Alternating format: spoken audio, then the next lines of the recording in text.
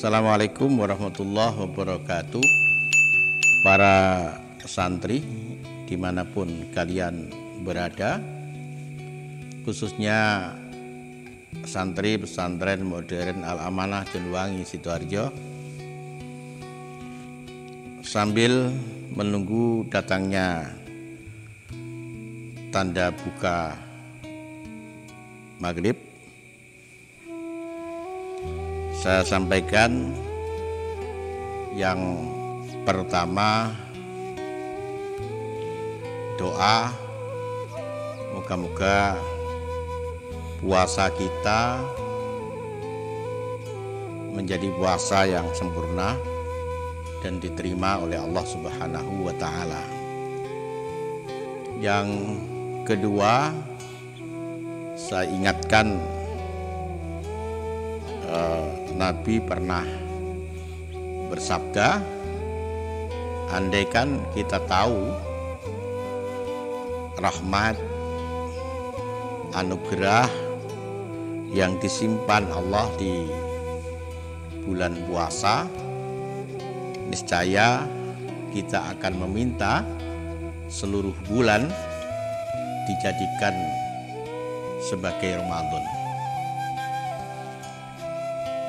Para santri, terima kasih banyak yang sudah memberikan jawaban terhadap pertanyaan vlog kemarin, dan alhamdulillah sebagian besar benar. Saya bergembira, bukan jawabannya benar, tapi saya bergembira karena banyak di antara para santri yang mengenal kiainya. Para santri masih memiliki figur yang pantas untuk diteladani. Kiai Ihsan Al-Jampesi ini adalah figur anak desa, tapi menggetarkan dunia dengan prestasi intelektualnya. Saya kepingin santri-santri ini, juga khususnya santri pesantren modern Al-Amanah, juga bisa meneladani. Suatu ketika kalian bisa menggetarkan dunia, mengagumkan banyak orang dengan prestasi seperti yang pernah diukir oleh tokoh kita ini, Syekh Ihsan Al-Jampesi. Para santri, sebelum saya teruskan vlog ini, jangan lupa subscribe dan juga bunyikan lonceng agar vlog ini berkembang dan termotivasi untuk membuat vlog baru yang lebih berkualitas. Jangan lupa sebarkan pada media sosial yang lain, Facebook, Twitter, Instagram, dan lain-lain. Yang sudah subscribe, saya sampaikan doa, moga-moga perhatian kalian terhadap vlog ini dibalas oleh Allah Subhanahu wa Ta'ala dengan imbalan yang setimpal. Amin. Para santri, tokoh kita ini suatu ketika sang ayah dari tokoh ini mengirimkan putranya ke sebuah pesantren. Karena tokoh ini adalah anak seorang kiai, maka kamarnya agak diistimewakan, ditempatkan di kamar yang dekat rumahnya kiai dengan beberapa santri khusus yang lain. Sebagian besar di kamar itu yang menempati adalah putra kiai atau gus-gus. Di satu malam, sang tokoh kita ini mengajak temannya untuk mencuri tebu. Para santri, jangan bayangkan tebu pada waktu itu seperti tebu yang ada sekarang. Tebu pada saat itu tebu yang lunak, sehingga kalau ujung pisau itu dipukulkan di buah pohon tebu ini akan bunyi tek.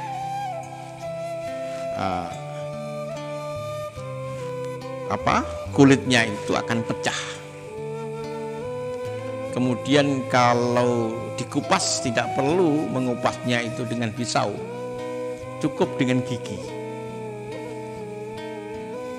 Santri itu akhirnya bersama-sama akan mencuri tebu, karena tebu esok harinya itu akan tebang, akan ditunai.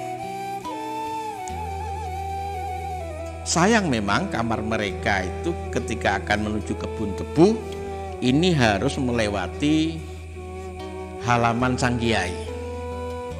Dengan mengendap-endap pelan-pelan beberapa anak yang dipimpin oleh tokoh kita ini berjalan pelan-pelan. Kira-kira jam 1 malam. Mendadak kaget luar biasa karena sang kiai memanggilnya, "Gus, mau kemana?" Bingung, takut, sehingga keringat dingin bercucuran. Kemudian dipanggil, "Sini Gus, sampean suka tebu." Si tokoh kita ini tidak berani menjawab karena takutnya, karena bingungnya. "Coba kalau kamu suka tebu, tunggu di sini ya."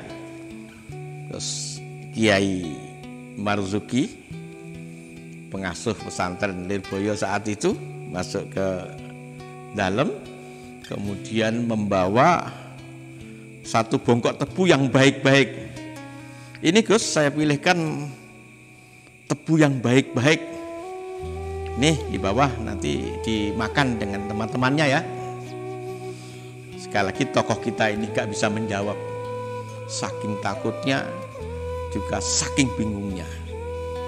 Kemudian tebu itu dibawa oleh tokoh kita ini, dibawa ke kamar. Kemudian tebu diletakkan di lantai. Penghuni kamar itu tidak berani menyentuh tebu itu, hanya saling memandang. Si tokoh kita ini bertanya di dalam hati, siapa ya yang membocorkan rencana kita ini? Enggak bisa memikir tokoh kita ini. Para santri, kalian bisa menebak kira-kira siapa tokoh kita ini? Baik, saya tambahkan untuk mempermudah kalian menebak.